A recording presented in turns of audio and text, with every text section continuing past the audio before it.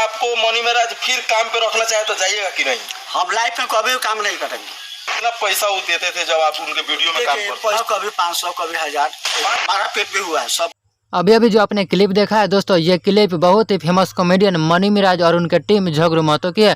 दोस्तों उन दोनों के बीच काफ़ी ज़्यादा मारपीट की गई है। तो चलिए क्या है पूरी खबर बताएंगे आपको इस वीडियो में। से पहले अगर आप मनी मिराज का सच्चे वाले फैन है तो इस चैनल को सब्सक्राइब कर लीजिएगा और भी इस तरह के भोजपुरी का ट्रेंडिंग न्यूज जानने के लिए भी चैनल को सब्सक्राइब कर लीजिएगा। तो चलिए इस वीडियो को फटाफट से स्टार्ट करते बिना समय लेते हुए। दोस्तों मैं आपको बता दूं कि मनी मिराज का एक बहुत ही शानदार वीडियो आया है जिसका नाम है चुनाव 2।